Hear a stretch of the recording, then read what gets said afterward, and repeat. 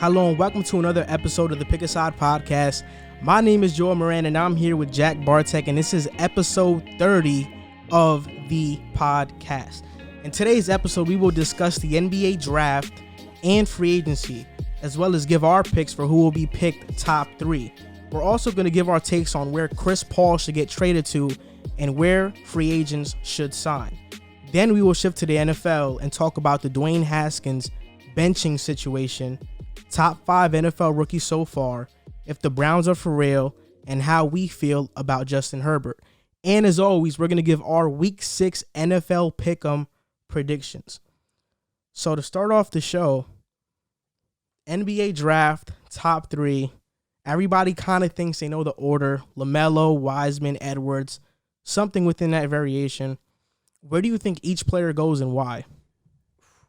So I think if we're basing it talent-wise, my first pick, and this is, if you asked me even 6 months ago, I would have been singing a completely different tune. But I think that LaMelo Ball is the most talented player in the draft. So if we're basing it just on talent, I think you'd be a fool not to pick LaMelo. I think he's grown so much from a lot of the drama and missteps that you saw from him in high school. And when he went down to, I believe it was the NBL, the Australian Basketball League, he really showed that he could play with pros. And that's something that granted, they're not at the same stage in life. We saw that from Luka and saw how well he played in his professional league, and it came over and translated. And I feel like usually when you get a player playing well in a professional league overseas, it translates. It's a different level. You can't even compare college basketball to professional. As much as they're all great athletes, some of those guys don't even have aspirations to be pro. When you look at the NBL, all those guys are making a living playing basketball. So even though it's a step below the NBA, I think it said a lot about how well he played in that league. But with all that being said, and as impressed as I've been with him, there's still the concerns. One, the family history, and as much as I love Lonzo, it's followed him, and he's even tried to distance himself from it, and it's still caught up with him time and time again. So is that going to be a problem with LaMelo, who was an even bigger personality than Lonzo was? Is he going to be able to make it in a big market like a New York, or is he going to get caught up in the shining lights like Lonzo in LA by the media circus? So that is my big question with LaMelo. Can he separate himself from the Ball family drama? If he can do that and can play like he played in the NBL, I think he is surefire number 1 pick. I think he will be a superstar in the league. He has all the tools, and he is what the game is becoming, a 6'7" point guard that can shoot the basketball. That is what the game is becoming. Size, can shoot, a playmaker. I mean, look at the playoffs. Look at who succeeded. Who came out on top was the guy, LeBron James, the playmaker. He can make a play for anybody. And I'm not comparing LeBron to LaMelo, but at the end of the day, it takes playmakers to win games, and I think that he is that dude. Yeah, you made a good point about their family history and how outspoken LeVar has been. But I think I read somewhere that LeVar had an opinion about the Warriors and LaMelo, basically saying the Warriors would be foolish to not pick LaMelo, something along those lines. And LaMelo basically said that his dad has his own opinions and he has his. So I think he's starting to separate himself, but I agree. I think Minnesota should take LaMelo Ball first. And the reason is because you have D'Lo, who's really a 2. D'Lo's really a 2. I agree with you. He's not really a 1. You already have Malik Beasley. So it wouldn't make sense to draft Anthony Edwards there. And you have Karl Towns as a big. Exactly. So. It wouldn't make sense to draft James Wiseman there. It wouldn't make sense to draft Anthony Edwards there. It makes sense to draft LaMelo because he's a playmaker. He can set up for D'Lo, for Beasley, for Towns. The biggest question mark about him is going to be his motor and his defense.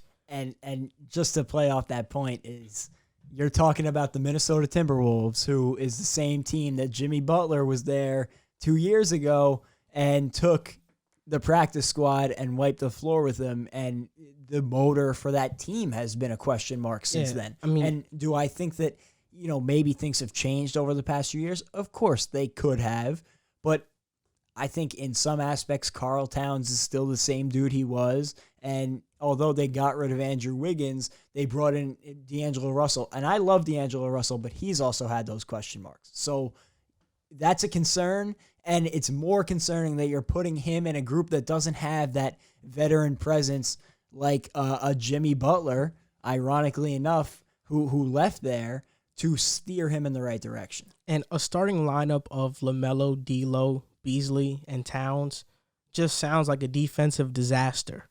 It really just sounds like a defensive disaster. They're going to put up a bunch of points, but they might not be able to stop anybody. Yeah. And so I think Minnesota has a lot of work cut out for them. I don't think this pick is going to be the answer to all their questions and problems. It's definitely not. This draft is a weird draft because there's not a surefire number one pick. LaMelo has upside to become like a superstar, but he's not one of those players that we're almost 100% certain he's going to become a superstar. Yeah. In certain drafts, we're kind of sure. Like, you look at last year. I mean, the top. We knew Ja was going to be a star. I could have told you the top 3 picks from February. I'll even say March. Once March Madness hit, and you saw what Ja Morant was doing in the tournament, you would have been a madman not to say Zion at 1, Ja at 2, and RJ at 3, or at least some combination of those 3 guys at 1, 2, 3, and then even the next 4 through 10 were fairly predictable. You knew who was going to go in that crop. Yeah. And I feel like this draft, you might as well just throw darts. Yeah, and that's the thing. Golden State has a number 2 pick, and for me, I think they trade out of the pick because who are they going to draft? Anthony Edwards. They said there will report I think from this guy named Wes Goldberg, who's like an insider for the Warriors. He covers the Warriors, and he said that the Warriors aren't high on Wiseman. They're more higher on Onyeka.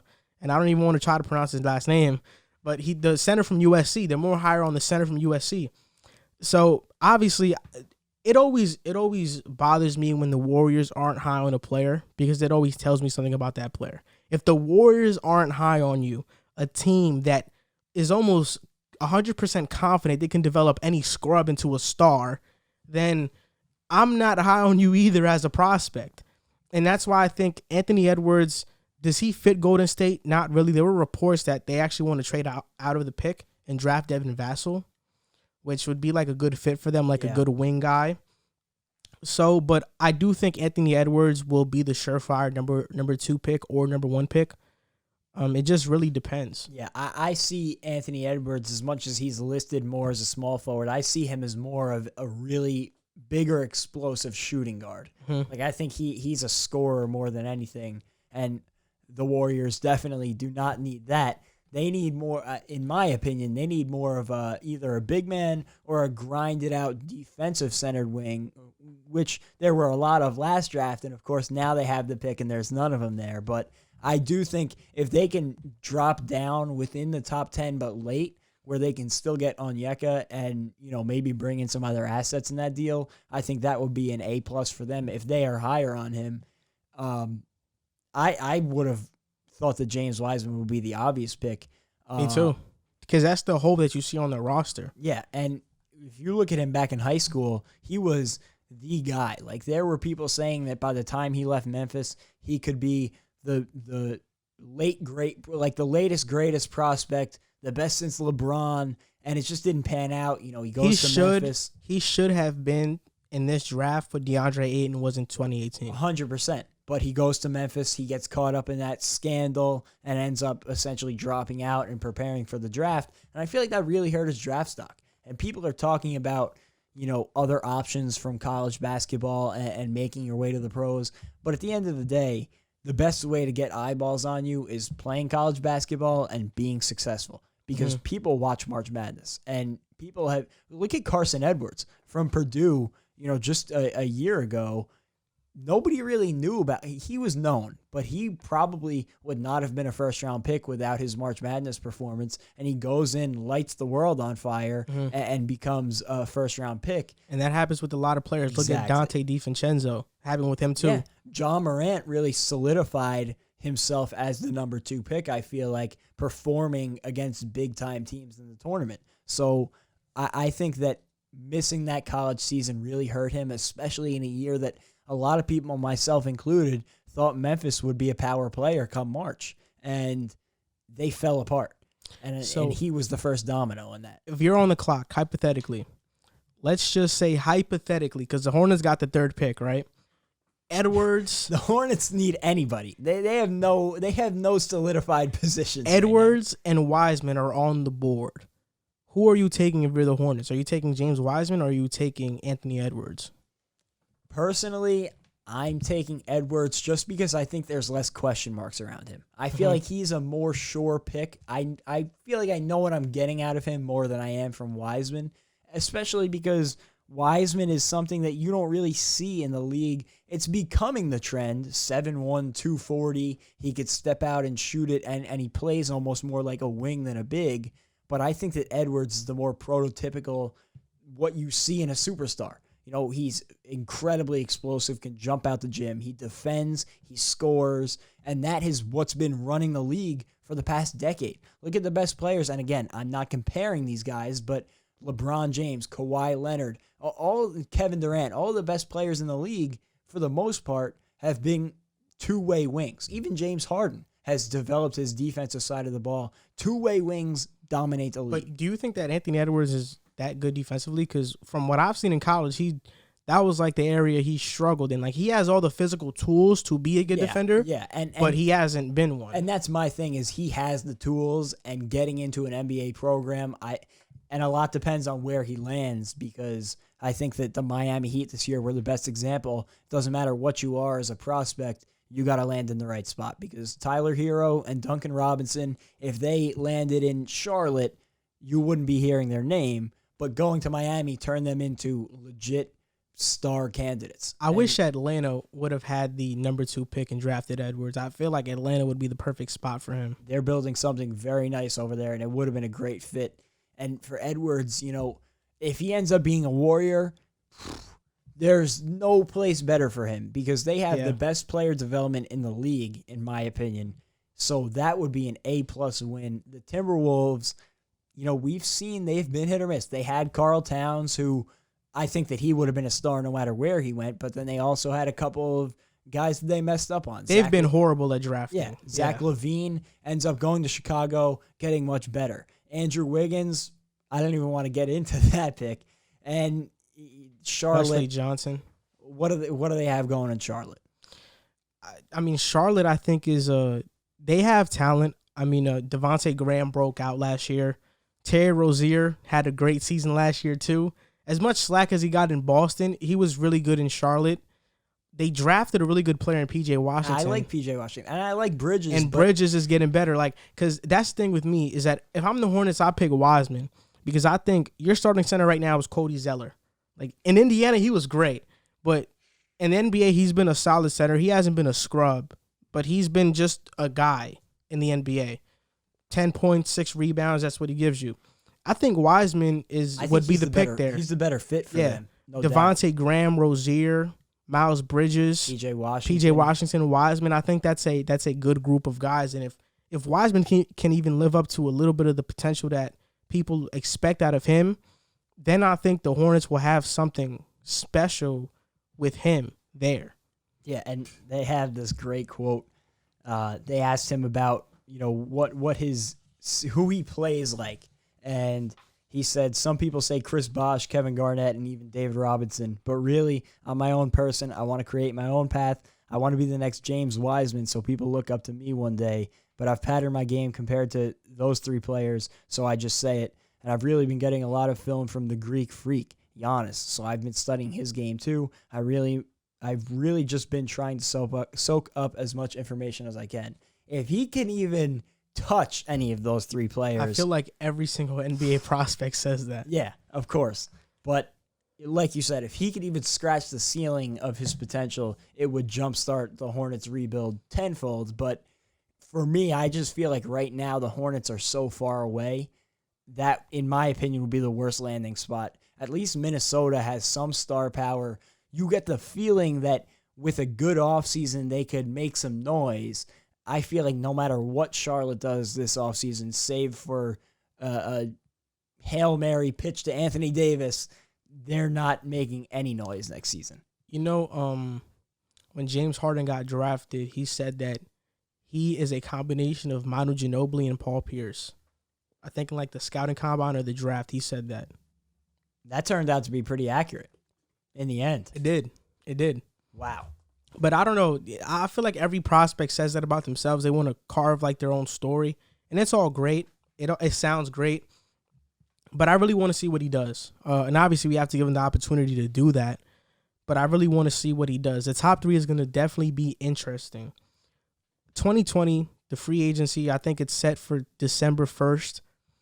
These are the free agent lists, right? Unrestricted free agents, the most important ones, in my opinion.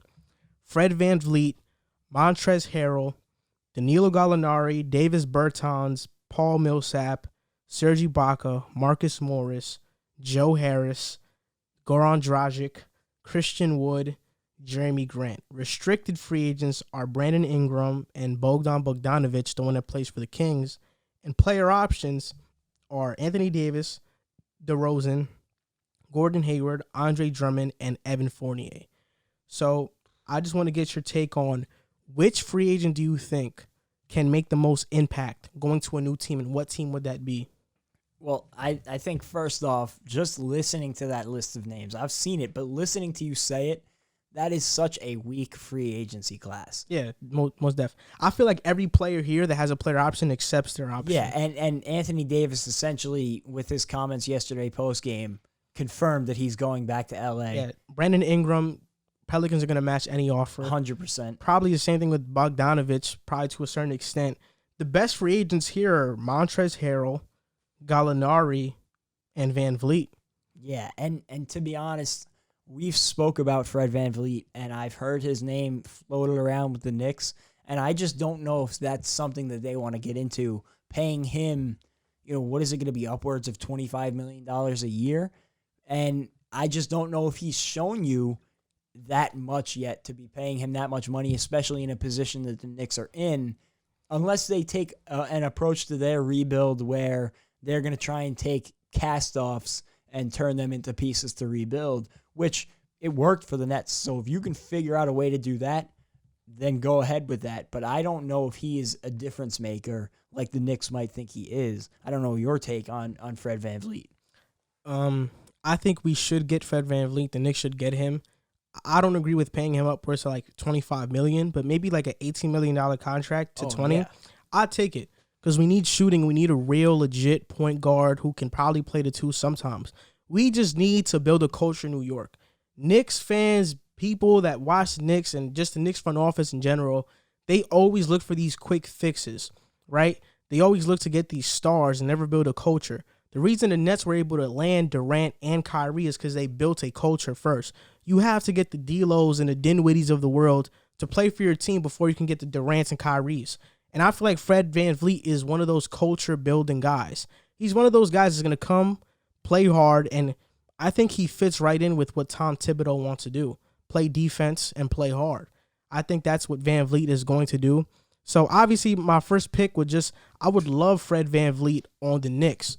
Do I think Toronto lets him go? It really depends.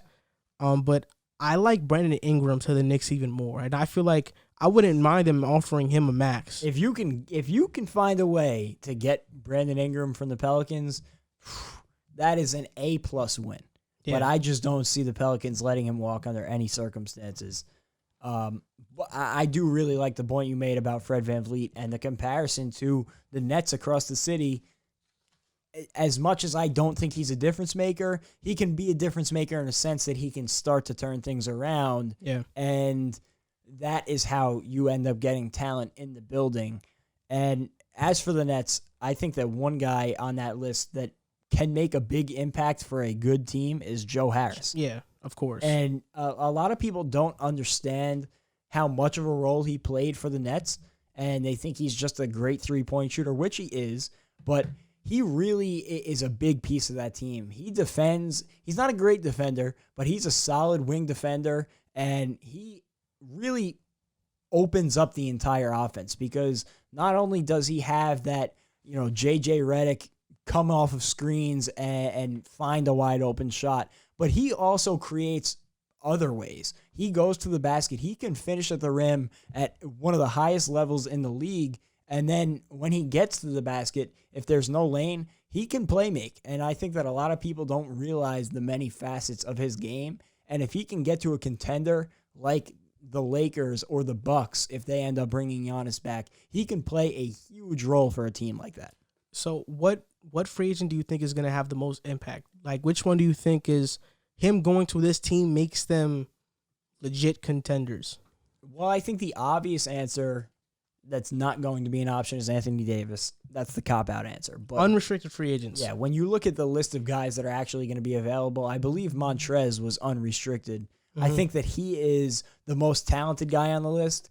I think he showed some of his deficiencies in his game in the playoffs for the Clippers. So there's a lot to work on there, but he definitely can play a huge role for a good team. He just needs to find the right landing spot. And in a different sense, not even affecting the win-loss column, almost in a way like you said with Fred VanVleet, I think that Goran Dragic would be a huge get for any team in the league looking to rebuild. And he helped the Heat so much in the bridge from LeBron James and the Heatles to Jimmy Butler and what they're building now. And he was willing to accept any role. He was willing to do anything for that team. And year in and year out, he was putting up at least close to all-star numbers. So it's almost like a Chris Paul situation where, you know, you might not be bringing in the best player in the league, but he's going to do whatever he needs to do to help you win while also mentoring the younger guards on your roster. And I think that that is invaluable to a team in a position like maybe the Chicago Bulls, who have a couple of guards that they're trying to develop in Chicago. And there's other teams in that situation, but I think that he can be a great guy to not only help your team win some games, but also, more importantly, develop some of the younger guys on your roster. You know, I think the most important player for me is Danilo Gallinari. I have him landing in two spots. The first spot is Dallas. I would really love to see Gallinari in Dallas. It would be a great landing spot. But I think the most realistic spot for Gallinari is going to Miami. They wanted to trade for him at the trade deadline. They really won Gallinari, and Gallinari is that type of player that could probably take the Heat over the top. Have another score next to Jimmy. They made the finals this past year. They have a great culture already. So if you add Gallinari, a player who could score 18 points per game, I think they have a real legit chance. And Gallinari's even said it. He said that he doesn't care about a contract anymore. He's not in his 20s. He wants to win a championship. So he's already kind of winking at the fact that he'll take the MLE. He'll take the mid-level exception. He won't break a team's bank to get him. So I think him in Miami would be a perfect fit. I like the fit in Dallas because just of all the foreign players that they have. But I think Gallinari probably makes the biggest impact because Fred VanVleet, he's kind of a mystery in what he's going to do, right? Because he's only really played in Toronto's system, which is like one of the best running systems in the league. Montrezl Harrell doesn't really fit today's game, even though he's a great energy player. Gallinari fits. I think he's the best free agent in this class. And you look at a team like the Heat, like you mentioned, he would slide right into that offense. And you look at even them in the finals, how many opportunities were created for guys like Duncan Robinson, Tyler Hero, even Jay Crowder was getting wide open shot opportunities. And now if you could replace him with Danilo Gallinari, who can obviously knock down a shot at a higher level than Jay Crowder, that would be a huge boost to their offense. So for the unrestricted free agents, I actually curated a list on which ones I think who's going to go where. I think Fred VanVleet goes to the Knicks. I do. If you can get him for around $18 million, I would say that's a win for you guys. But for the price tag that I've been seeing him wanting, I think that is something I would fade for you. I think Montrezl Harrell goes to the Hornets. I see Gallinari going to the Heat. I see Davis Bertans staying in Washington. I see Paul Millsap going to Phoenix. That would be a good fit for him. I see Serge Ibaka staying in Toronto. I also, not to interrupt, I think Phoenix is a playoff team next year. Yeah, me too. I don't know how they're going to figure it out because that West is stacked, but I think that they're going to take what they did in the bubble and amplify it on a bigger stage. You look at them this year, and if DeAndre Ayton doesn't miss the first 20 games to a suspension, they could have made it. Yeah, it's a whole different ball game. Mm-hmm. So I think they're a playoff team next year, and getting Millsap, who has that experience, would be great for them. Yeah, he could do what he did for the Nuggets for the Phoenix Suns. So Marcus Morris, they traded a first-round pick for him. I think he stays with the Clippers. Joe Harris stays with the Nets. Goran Dragic, I have him going to the Lakers. Wow, that would be great for the Lake. He would really be a good fit. I think Goran Dragic to the Lakers really gives them that scoring punch off the bench, or he can start for them. It really doesn't matter either way. I think that would be a really great fit for him. Yeah, you look at their guard lineup right now, Avery Bradley, who missed the bubble, and then Rondo, Caruso, KCP, Danny Green. None of them were that good offensively. They each had their nights, and Rondo had some great games. KCP had some great games, but none of them are going to consistently give you solid output every night. And I think Goran Dragic would be a nice change of pace to those great defensive guards where he can pack a punch. Even if it's off the bench, he could probably give you 18 to 20 a night off the bench. Yeah. And that would be a huge help to LeBron and Anthony Davis on the scoring side of the basketball. So for the last two players, I have Christian Wood re-signing with the Pistons or going to the Knicks because they're really high on Christian Wood. That would be great. I really like Christian Wood's game. Yeah, me too. I think that he took huge strides last year, and I think that he only has more room to grow. And I think he can really progress to be one of the better big men in the game. And Jeremy Grant, the last one, I have him staying in Denver. I think Denver has to make a decision on whether they want to keep Millsap or Grant, because I don't think they can keep both. Because you have to give Michael Porter Jr. minutes, and they both play his kind of basically wing position. So I think that's an easy answer for me. Take the guy who's shooting 40% from three, damn near, and he's a younger and better defender. So that's why I feel like Millsap walks, and I think Phoenix for Millsap is a perfect fit for him. Yeah, and I think that Grant is a guy that any contending team in the league should look at because he really does everything. He's not high maintenance. He doesn't need the ball, 30% of possessions. You can ask him to play defense and shoot the three ball, and he will do both of those at a very high level, and that is invaluable in the league today. And I think that any contender should be looking at him very closely. Yeah. So that does it for this free agency. It's like you said, it's really weak free agency. The real free agency is next season when Giannis, Kawhi, Paul George, they're going to be available. But there's one guy who's available this offseason, not through free agency, but via trade. This guy is Chris Paul. Chris Paul can probably turn any team that's on the brink of winning a championship over the hump to winning a championship. Granted, he stays healthy because that's always been his Achilles heel throughout his career. Where would you like to see Chris Paul get traded? I know he's been floated around to the Knicks, and as much as I don't like the idea of giving up a bunch of assets for an older, aging contract in Chris Paul, you look at what he did in Oklahoma City, and again, it's something I alluded to in the free agency part of the show. It's not what he's going to do for you in the win-loss column, but he can really help you build something that will last. And I'm going to compare it to the Nets here. A guy like D'Angelo Russell, who's going to be coming in, you're not expecting him to turn your franchise around in the win-loss column, but you look at what he did for the Nets, he served a purpose. He changed the culture, and he created Kyrie Irving and Kevin Durant coming to Brooklyn. It wouldn't have happened without D'Angelo Russell. And I think that Chris Paul can be that bridging of the gap for the Knicks where, he can not only mentor your younger players, depending on who would go on the deal, you still are going to have at least 2 or 3 of Dennis Smith, RJ Barrett, Frank Ntilikina, Kevin Knox, Mitchell Robinson. Although they're not all guards, just having him as a mentor, leader, the things that he does, you can't teach it unless he's in the building, and it will rub off on the players in the building. And I think that is so important. You look at a lot of the great teams in the league, and they have great cultures, and they have built something that lasts. The Miami Heat are the perfect example. They made it to the finals this year simply because they are an incredibly run organization. And I think that Chris Paul could be a step in the Knicks getting back to that. I think they're still a long ways off, but he could at least from a player personnel standpoint, not only it would almost like be having another player development executive in there, along with having a great point guard.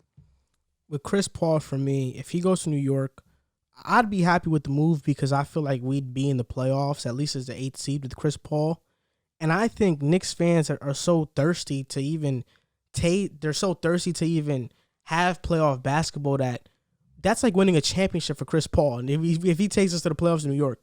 But honestly, I love Chris Paul and I want him to win an actual championship. So I want him to go to Milwaukee. I want him to go to Milwaukee and play with Giannis. I feel like him and Giannis, that's exactly the player that Giannis needs, a Chris Paul type of guy. A guy who can shoot, slow down the tempo, be a leader, and really just play to the game and control the pace of the game. That's what Chris Paul is. He's a true point guard.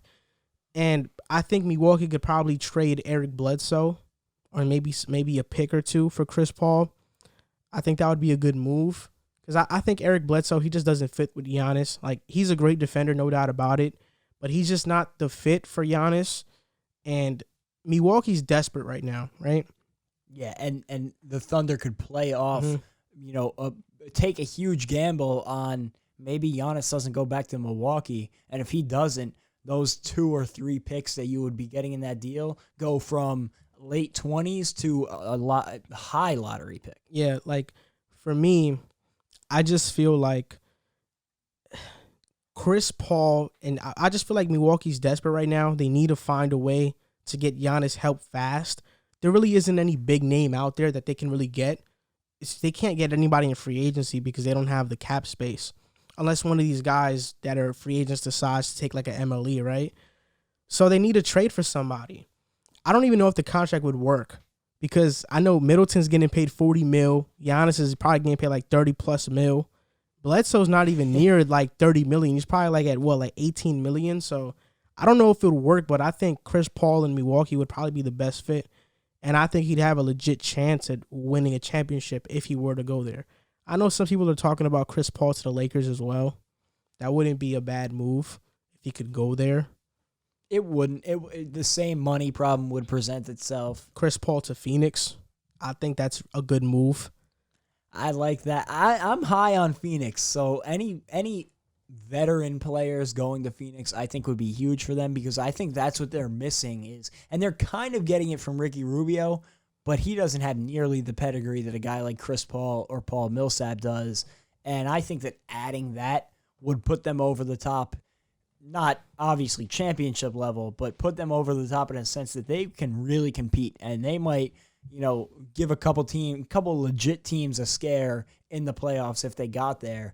I hope that Chris Paul finds, like you said, a championship level landing place because if he doesn't win a championship, I feel like his legacy won't be forgotten in as high a regard as it should. Like a guy like John Stockton.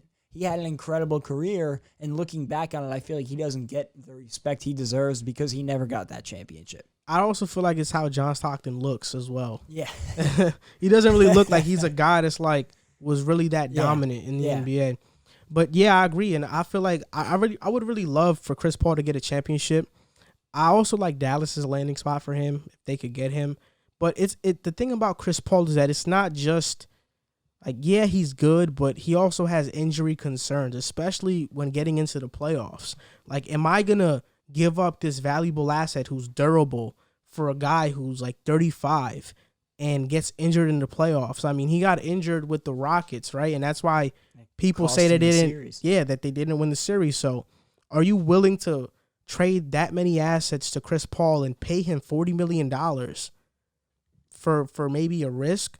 There's a lot of stuff involved, the politics of the league, right? But, if this is like an NBA 2K model, you do that in a heartbeat, right? Yeah, 100%. But turn off injuries and you're fine. But this is like real life, so it's a really big risk to take a gamble on Chris Paul. That's why with these teams that are contending like Milwaukee, like Dallas, like they really can't risk too much because then they're really gonna burden their future, right? Yeah. But a team like the Knicks and the Suns, they could take that. And I was just going to hit on that. As much as I want to see him win a championship, he makes so much more sense for a team that's in the middle of a rebuild. Because everything I said for the Knicks is true for anywhere else he goes. And even if he does have these injury problems, it's like having another front office executive on the roster, and he will make incredible contributions without even stepping on the court.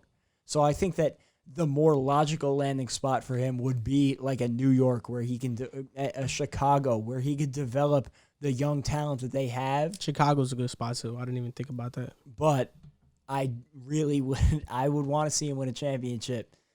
And it's kind of like a heart versus mind type of thing. In my heart of hearts, I want to see him win a championship.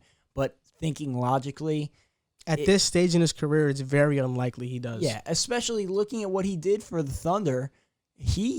Although he was helpful in them being competitive, his bigger impact there was what he did for Shai Gilgeous-Alexander and growing that core, and the fact that he brought in, a handful of first picks to add to their unbelievable number of picks that they're going to have to rebuild with. And now, he's going to net them even more.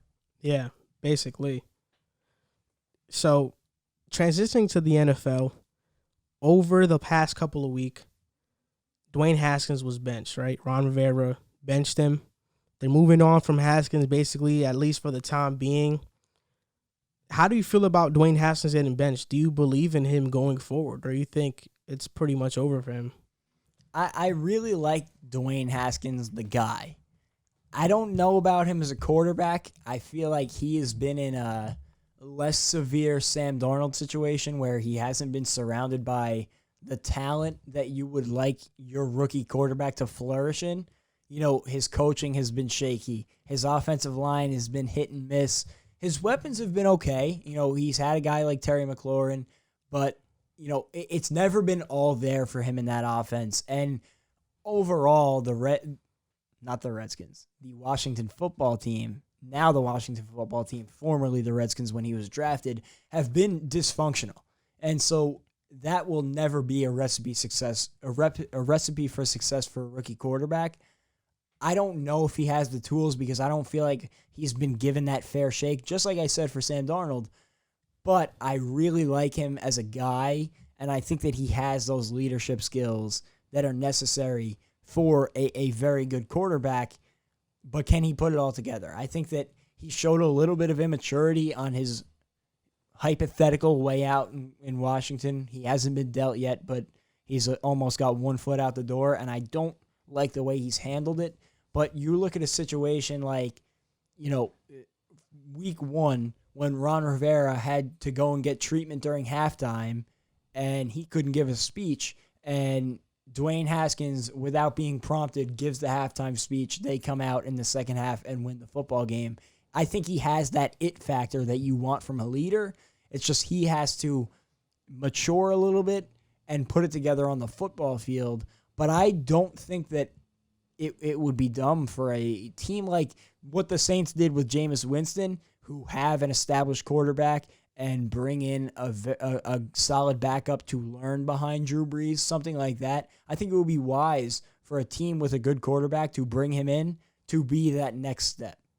And I don't know where that is, but I think he can flourish in the right situation.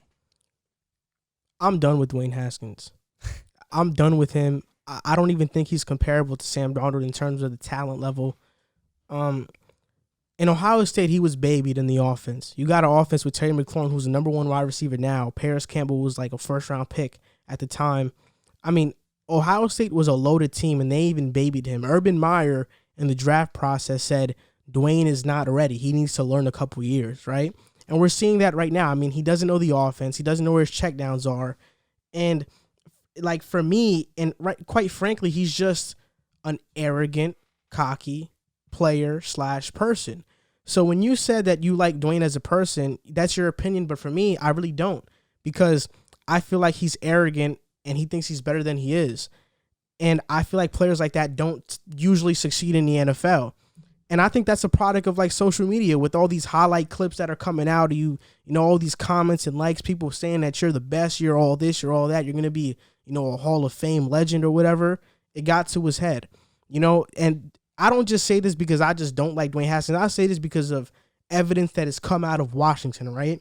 So Grant Paulson, who's an insider for the Washington football team, he said Dwayne Haskins was bragging about his stat sheet after a loss against the Ravens. He threw for 300 yards, his first 300-yard game in his career, but they lost to the Ravens, and quite frankly, he had a bad game, even though the stats show he didn't play horrible, right? Then Thomas Davis, an all-pro, Pro Bowl player that played in Carolina with Ron Rivera in training camp. Dwayne Haskins was staring down his receiver, and Thomas Davis had the opportunity to knock out this receiver because he knew Dwayne was staring at him. Thomas Davis goes to the coaches and says, you better tell Dwayne to stop staring down these receivers because these guys are going to get seriously hurt, right? They go back on the field. Thomas Davis pulls Dwayne to the side and says, hey, you got to stop staring, bro. You got to stop staring. And Dwayne just shrugs it off like an all-pro isn't talking to him, like an NFL vet isn't talking to him. Like, he shrugs it off like, you don't know what you're talking about. I know what I'm doing, you know? So I feel like players like that, it isn't a recipe for success. I just feel like players that are arrogant and think they're better than they are, they're not coachable. And I think Dwayne Haskins is not coachable. We're talking about a guy in Ron Rivera who had Cam Newton, who recognizes talent, who's been a coach of the year. If Ron Rivera says, basically gives up on Dwayne Haskins 3 weeks into the year, then I think, yeah, there is a problem there. And Kyle Allen, he may not be the best option, right? But he showed flashes last year. And I think Alex Smith at this point, because he doesn't turn over the ball, is like their best option. People were enamored with Dwayne Haskins coming out of college. I know the Giants wanted him. They wanted him at that pick. He wouldn't have succeeded in New York either. No, at all. Because the same problems that they have in Washington are the same problems they have in New York. As bad as Daniel Jones has been this year, he was still the right pick. He was still the right pick if they were picking a quarterback. Because nobody knew about Gardner Minshew at all, right? He was the right pick because Dwayne Haskins is worse than Daniel Jones. And, you know, I don't see, with all these teams that are looking for a successor in quarterback, right? I don't see Dwayne Haskins being that guy that teams really want to, you know, give a lot of compensation for. Sam Darnold, he's a guy that Colts are going to come knocking on the door. The Steelers are going to come knocking. Maybe even the Bears. There's suitors for Darnold because you see those flashes from Darnold. Darnold says all the right things in the media. He's a quiet guy.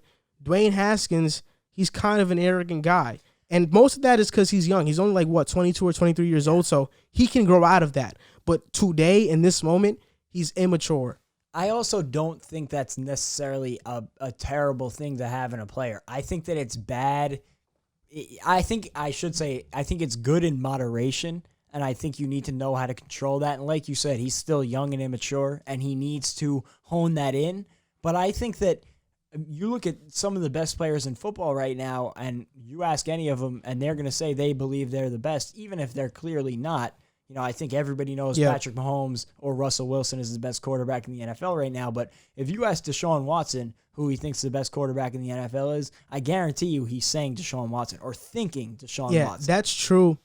But also, most of that is like behind the scenes. I'm not telling you. Yeah. When it gets to a point that you're in the locker room and you show arrogance towards your teammates and you shrug off an NFL veteran that wants you to learn, you're only 22, this guy's 35, 36, and you shrug it off like you know more than him, I think then it becomes a problem because it's not that your arrogance is giving you better performance on the field.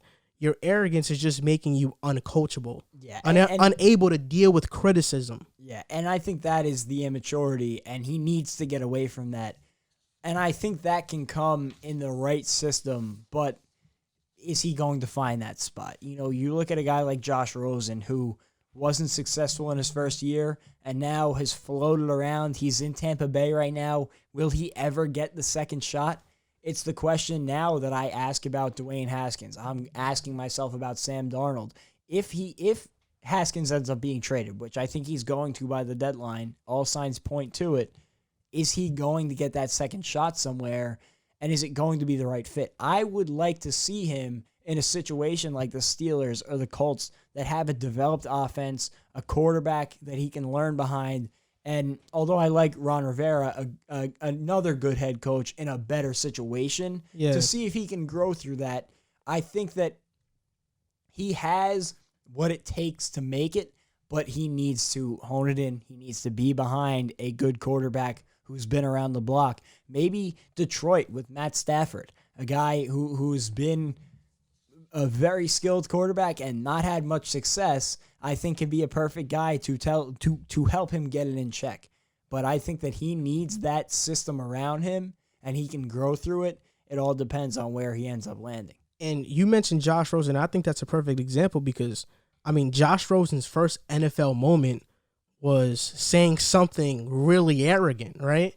Like, oh, every team that passed up on me is like they made a huge mistake, right? So arrogance works for some players, and when it works out, we always say, oh, man, this guy was like a believer in himself. But when it doesn't, Josh Rosen, Dwayne Haskins kind of guy, you look like you should have never probably said that. You know, I think sometimes it's better to remain humble, especially within the media and the public eye. Like if behind the scenes, you can be as cocky as you want to be because nobody's noticing.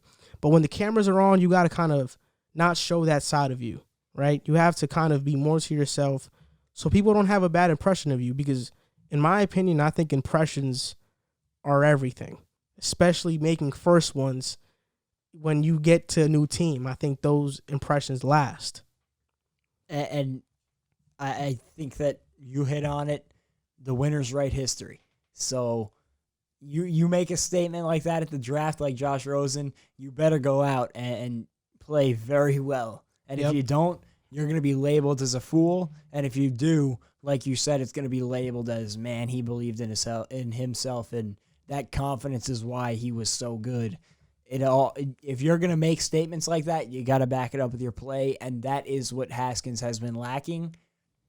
Let's see if he can put it together. Dwayne Haskins is a second-year quarterback. We're about to talk about a rookie quarterback, Justin Herbert. I mean, how impressed are you with Justin Herbert so far?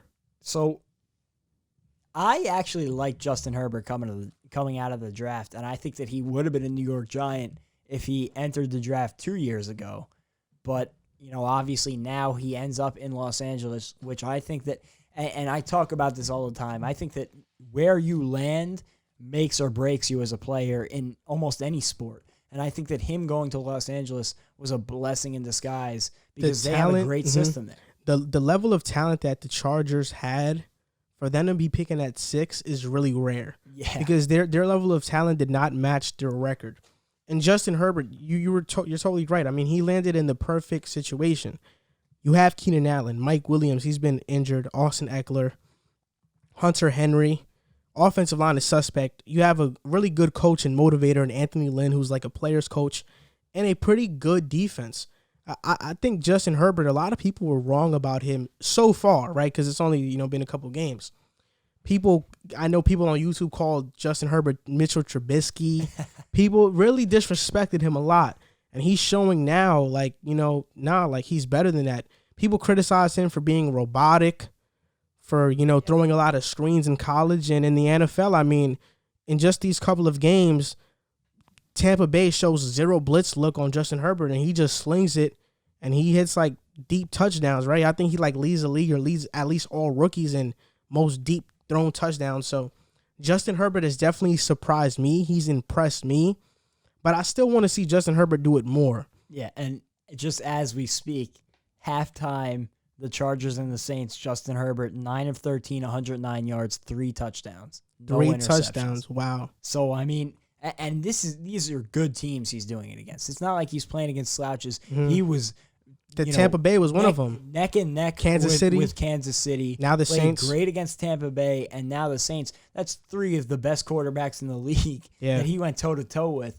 It's really impressive for as young as he is. People were really wrong about Justin Herbert. I know some people even had Jalen Hurts ahead of Herbert. People were talking about not even drafting Herbert in the first round. Like, he was getting really disrespected, and I feel like he's shutting a lot of his critics down, and everybody deserves to eat their words. I mean, the Chargers got their franchise guy, somebody who's way more exciting to watch than Phillip Rivers, with all due respect. Phillip Rivers was a great quarterback, but we're seeing his decline now in Indianapolis. he throws a lot of picks. And Justin Herbert, so far, he shows that he takes care of the ball. He's a smart kid. I think he graduated college with like a 4.0 GPA. So he's going to study the game, and he doesn't look like, he's arrogant. He's a humble guy. So it looks like he's just going to keep getting better. Yeah, and I think that coming out of Oregon, he needed some polishing. But if you watch the tape on him, he made some throws that just made you do a double take. Mm-hmm. And I think that's what the Chargers saw in him. And he learned behind Tyrod Taylor, who was good for Baker Mayfield. And when Baker Mayfield came in his rookie year behind Tyrod Taylor, you saw the success that they had. I think that he's just a good guy to have your rookie quarterback learn under. He's a solid veteran presence, and I feel terrible for him the way things worked out for him. But, I think that he has been supplanted by the guy that you'll see wearing a Chargers uniform on Sundays for the next decade. Yep. And talking about rookies, we're about to make our top 5 rookies list. So this is my list as it goes. This is not in order, all right? But this is my list. Justin Jefferson I have on that list, right? 16 receptions, 348 yards. It's probably more because I actually wrote this before the Sunday game. So he probably has like 400 yards, right? He's on pace for like 1,400 yards, and he had a 100-yard receiving game in the last 2 games before the Sunday game against the Texans and Colts. Joe Burrow is in my top 5. Granted, he had a really bad game against the Ravens, but it's the Ravens. Joe Burrow has elevated Cincinnati. At least they're an entertaining and fun team to watch now, right? I have Justin Herbert in my top 5, without a doubt. I have Michael Onwenu from the Patriots, offensive lineman. He actually has the highest graded. He's the highest graded rookie through the first 4 weeks of an NFL season since 2006, and his PFF grade is 1992.2. And then my other rookie is Chase Young, or Antoine Winfield. I know Chase Young has been injured; he hasn't played every single game. But just when I watch Chase Young, how dominant he looks, and he's as advertised, right? I have to have him in my top 5. And Antoine Winfield is playing great at the safety spot too, so he deserves recognition. Yeah, and I also included Chase Young on my list. I think that he has just really made that line a force in Washington, and it's helped them compete in some games that I think that they had no business competing in. Yep. And he looks like he's going to be a guy that will be not only an all-pro, but potentially a Hall of Fame talent, which we kind of knew coming into the draft. Yeah. And he has done everything that you would have expected out of him in his young career so far. If we're being honest, if it wasn't for Joe Burrow having one of the best college seasons of all time, Chase Young is a number 1 pick. Yeah, 100%.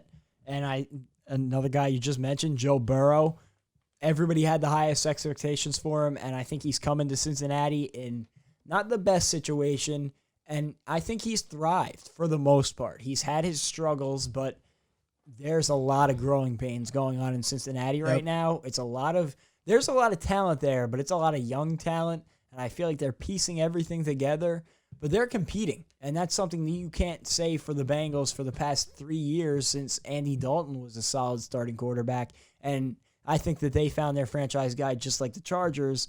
We mentioned Justin Herbert. He's also on my list. I think that those 2 teams found their quarterback of the future, and remains to be seen in Miami if Tua is that guy, and maybe you have that trio of quarterbacks in the top 6 that can be that franchise future. Quarterbacks. Yep. And I am very intrigued to see Tua later on this season. I'm sure we are going to see him at some point. Maybe. Fitz played like a Hall of Fame quarterback against the 49ers. If anybody knows about Ryan Fitzpatrick and the way his seasons pan out, it's Jet fans. By week 10, I'm sure you'll be seeing Tua out there. I want to say Mekhi Becton because in the time that he did play, he was a game changer for that offensive line. Like he looked like a genuine veteran on that line. He's been everything the Jets could have expected and more, but I don't think he's played enough games. I think that 2 receivers can make a very good case. Justin Jefferson was one that you mentioned. Claypool. That's a very good point. I was going to say CD Lamb. Okay. He's made a big impact in Dallas with 2 great receivers next to him and Ezekiel Elliott, who's one of the best running backs in football. Obviously, that offensive attack has been forced to be more pass-centric. But I like what I've seen out of CeeDee Lamb, so he also made my list. But I think that there's been a lot of guys that you can make a case for. Yeah, you can. I mean, this draft class was a pretty great draft class. I mean, just for wide receivers, I mean, Laviska Shenault, Chase Claypool, Justin Jefferson. Claypool on Sunday. 4 touchdowns. Yeah, he was phenomenal. Chase Claypool, CeeDee Lamb. Jerry Jeudy hasn't been bad either. You know, this receiver draft alone has been really great. Offensive line, Tristan Wirfs is having a good season with the Browns. Mekhi Becton, you mentioned him. Tristan Wirfs isn't too bad in Tampa Bay, even though he got demolished by Khalil Mack, but that's Khalil Mack, right? But yeah, this offensive, I mean, this rookie class is really good. It was hard to make this top 5 list, especially after Sunday when Claypool got 4 touchdowns. He definitely jumped up on the listing, and he could have had a 5th too had it not been for that pass interference call. And then I think even running backs, Clyde Edwards-Helaire and James Robinson. Yep, James Robinson, yeah. I was not high on Clyde Edwards-Helaire, and he has proved me incredibly wrong.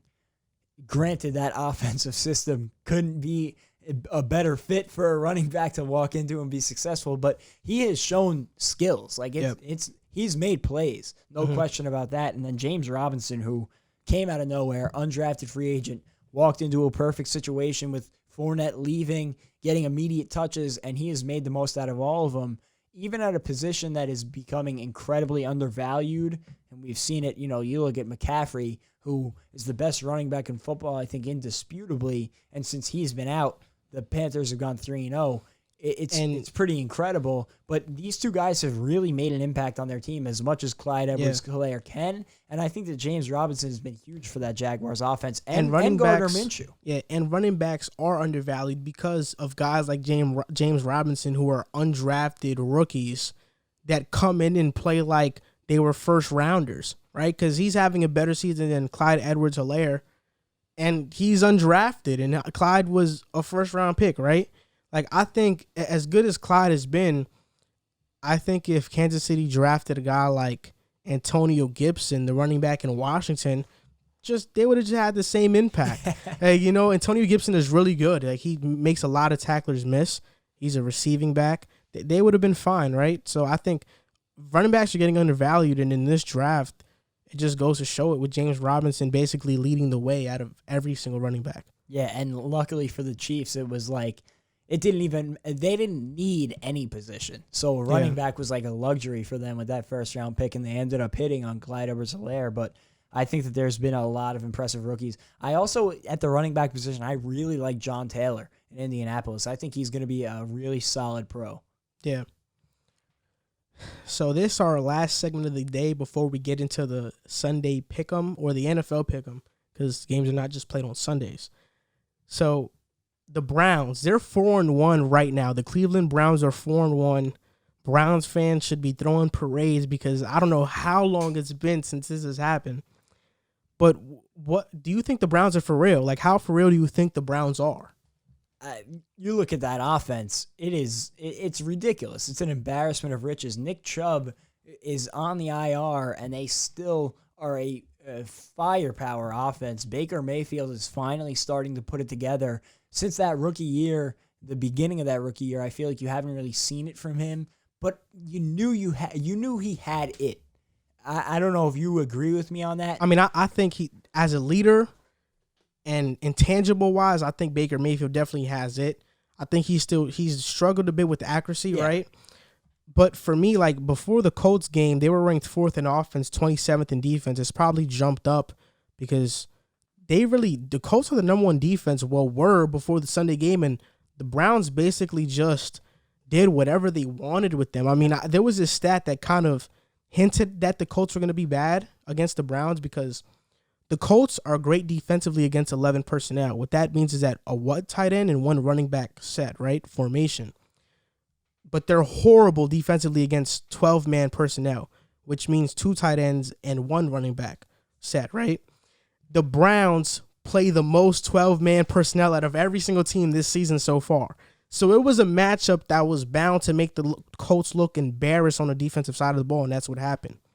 And I think that just hand in hand with Baker Mayfield starting to put it together a little bit, You're starting to see Odell Beckham looking like he looked in New York, an elite top 5 wide receiver in the NFL, and Jarvis Landry playing as well as he's played since Miami. Those two guys hitting on all cylinders, and Kareem Hunt showing that he is still potentially a top 5 running back talent in the league. When they get Nick Chubb back, I wonder who is going to be able to stop this offense if they keep hitting on all cylinders like this. And I think that it helps that they've had some time now with Kevin Stefanski, who didn't get the normal rollout as a head coach with the OTAs, the training camp, the preseason. So now, 5 weeks in, they're really starting to build that rapport. And with all those guys clicking, all those guys on the same page, that offense is dangerous. And the defense has been solid too. And Myles Garrett has been proving that he is one of the most impactful defensive players in football. And in my opinion, I mean, before the season, I thought the Browns were going to be a playoff team. And I say that because I was high on Kevin Stefanski from the moment he got hired. I thought he was going to be a great coach for the Browns. And it couldn't have been a better fit, right? Because in Minnesota, you turn that offense into like a top 6 offense, right? And you look at the personnel from Minnesota and Cleveland, it's like the same personnel, Very right? similar. You have Stephon Diggs, Adam Thielen. Cleveland, you have Odell, Jarvis Landry. You have Kyle Rudolph. Cleveland, you have Austin Hooper, right? Offensive line, both of them were iffy, right? Yeah. Cleveland actually has a better offensive line. Running backs in Minnesota, you had Dalvin Cook. In Cleveland, you have Kareem Hunt and Nick Chubb. So from the moment that Kevin Stefanski was named the head coach, I said, oh, this offense is going to be really good. And it couldn't have been more better for Baker Mayfield because this basically revitalized his career. And they're 4-1, and Baker isn't even playing at the level that he can play at. He can play way better still, right? So I just feel like it's a perfect fit for the Browns, and they're 4-1 right now. So I definitely see them winning making the playoffs. I don't know if they're like first in their division or second. They're probably like second or third, right? Because I know Baltimore and Steelers are there. The only tough thing is their divisions. The Steelers at 4-0, the Ravens at 4-1, themselves at 4-1, and even the Bengals at 1-3-1 are a very tough opponent. Like, you are not going to walk over the Bengals. I feel like they remind me of the Dolphins, where although they might not be as talented or as good of a team, they're not a team that you could. They're not the Jets. They're not the Giants. You can't sleepwalk through their week. And I think that division is going to be so much fun to watch down the stretch. I think that the Bengals are going to play spoiler for one of those 3 AFC North teams. I don't know who it is. Not going to be the Ravens, that's for sure. I don't think it's going to be the Ravens, but I think that one of those 3 teams, especially the Steelers or Browns, are going to suffer a loss to the Bengals during the season, and it's going to kill them come playoff picture time. To be honest, I don't see it because I think that division is just filled with good teams. I think Bengals could play spoiler to another team. I don't see it in this division, but this was a correction I have to make. The Vikings were actually 8th in offense last year, right? And now look at them. Yeah, and this is with a bad old line, right? Browns have a good old line. They thrive off of play action. Same thing Minnesota thrived off of last year.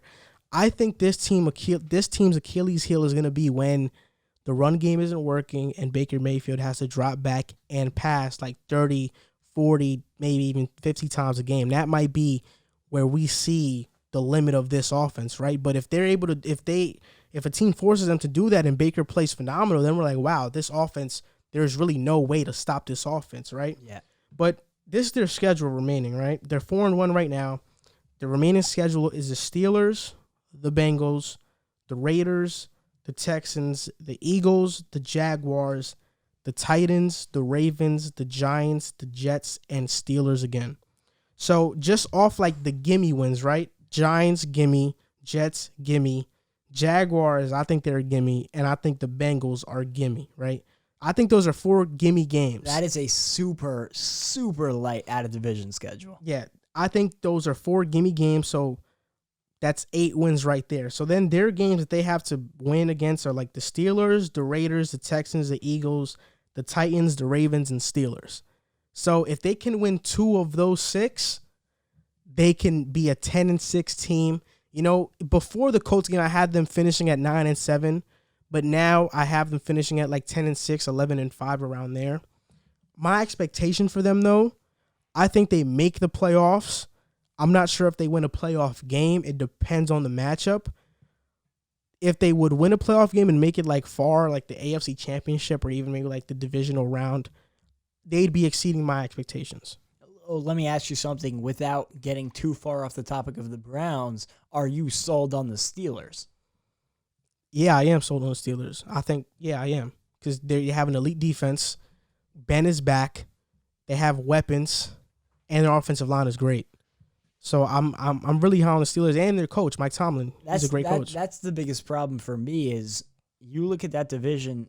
If you're sold on the Steelers, which it's hard not to be with that defense, I don't even know if Ben Roethlisberger is back to being Ben Roethlisberger, but with that defense, your offense just has to be solid. And they have been more than solid through the first 4 weeks. And Mike Tomlin, like you said, a great head coach. And then you look at the Ravens, we know what the Ravens are. They are as close to a juggernaut as you can be without being the Kansas City Chiefs in the NFL over the past 2 seasons.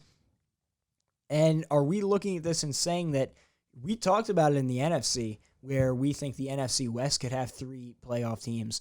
Can the NFC North or the AFC North have 3 playoff teams this season? Yeah, absolutely, because you look at the divisions, AFC East, it's going to be the Bills, maybe the Pats, right? That's the Patriots at 2-2. They have to get Cam Newton back and hope that they get back to form. So maybe the Bills and the Pats, right? You look at the AFC West, the Chiefs, they're going to be there. The Raiders will give you a run for your money. I don't think the Broncos or Chargers are going to make a run. And what about the AFC South? And then the South, you have the Titans at 3-0. Only one team is going to win the division in the South.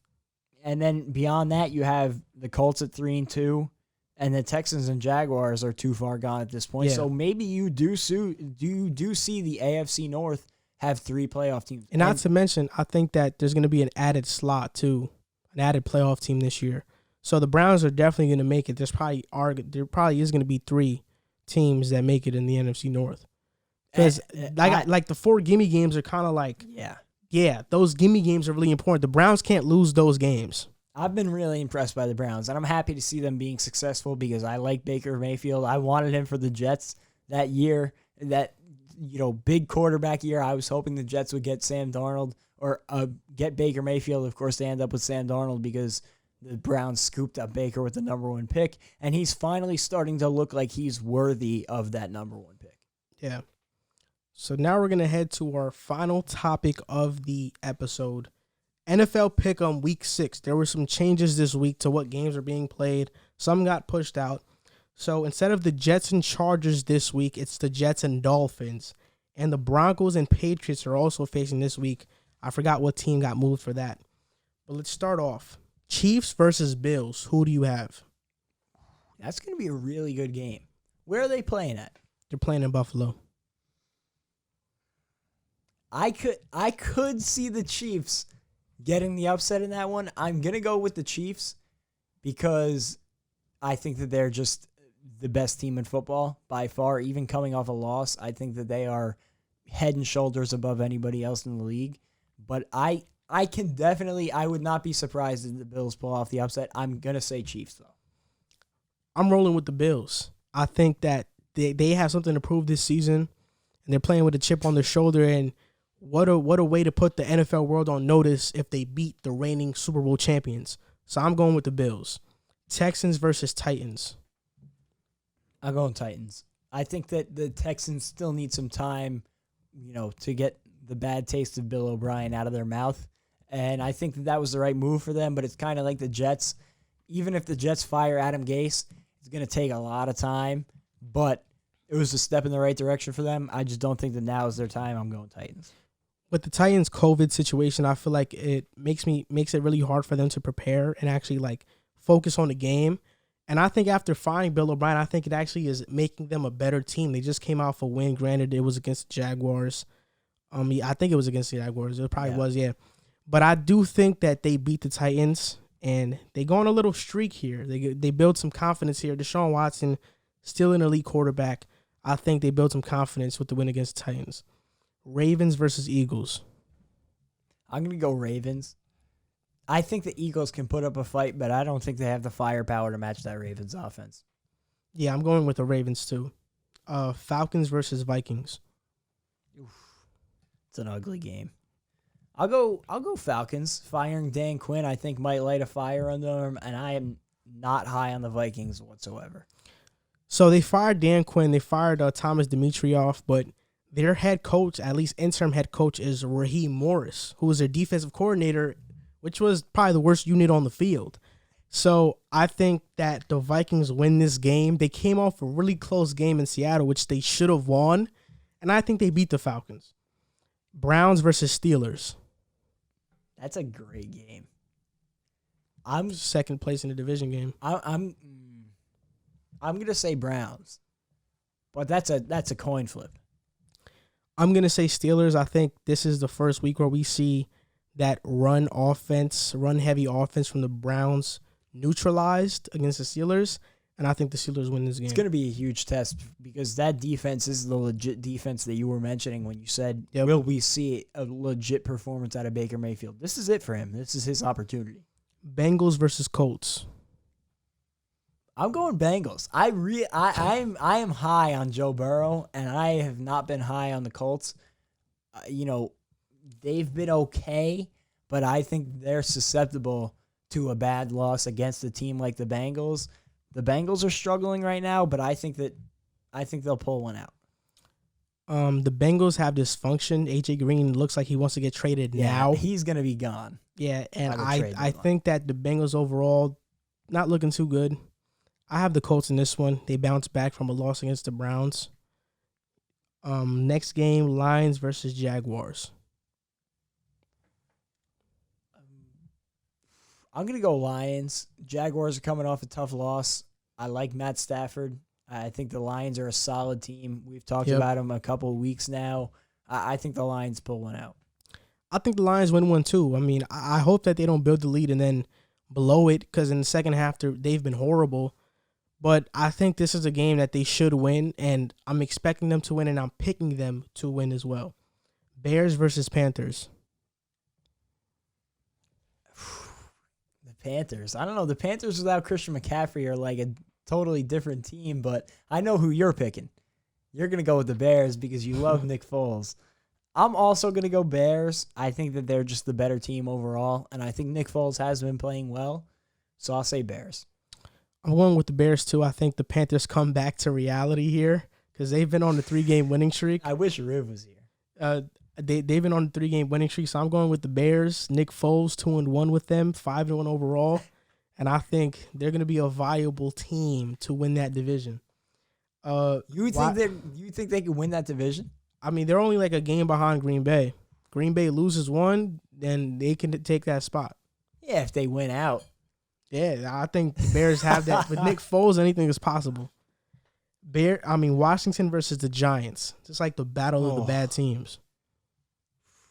Against any other team, I would probably pick a Washington loss because of everything that's going on in the organization right now. But I just can't see the Giants winning a football game. And I hope they do, because we need the number one pick. Yeah. The Jets do. You know what? They actually showed a good fight against Dallas. I'm going to go with the Giants. I think they'll get their maybe only win of the season this week against Washington. I'm going with Washington. I think their defense is good, and I think Daniel Jones has like a really bad game. I hope it doesn't happen though, because I want the Jets to secure that number one spot.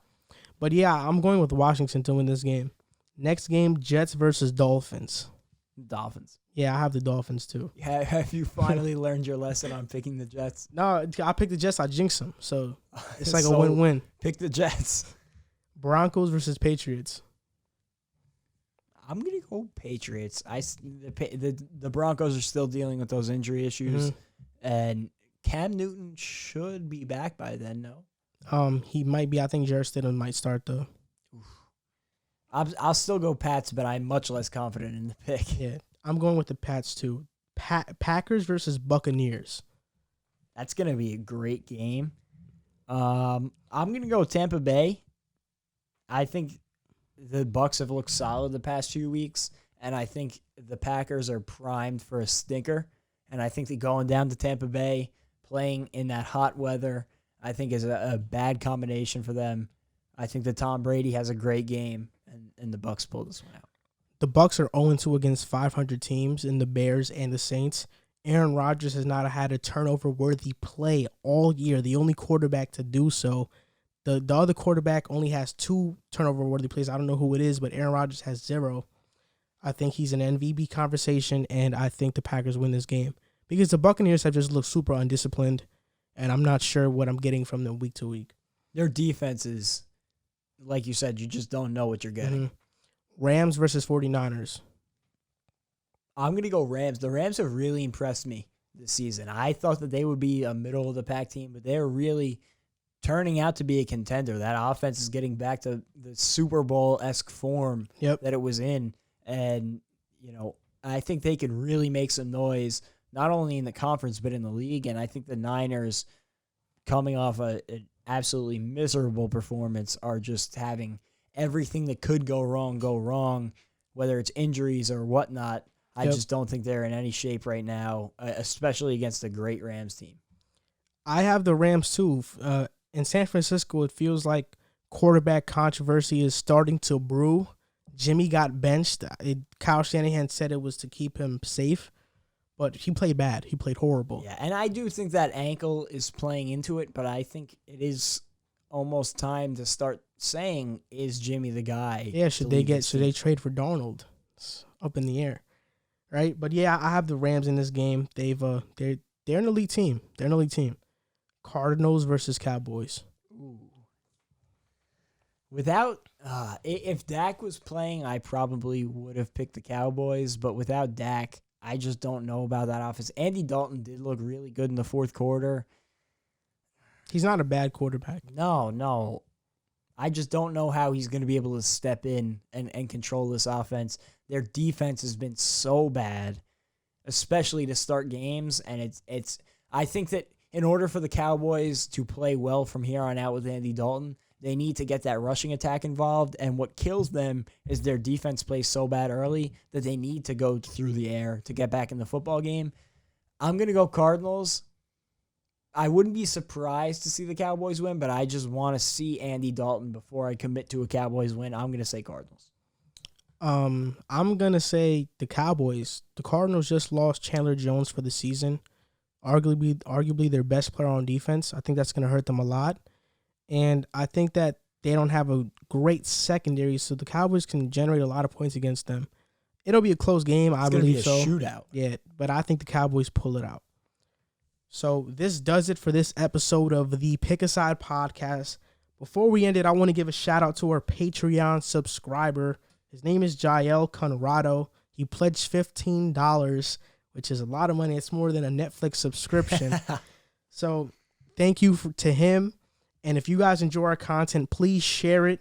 It helps us grow. Follow us on Instagram at Pick a Side Podcast and subscribe to our YouTube channel at Pick a Side. And for those of you who would like to help out the show, you can donate to us on Patreon.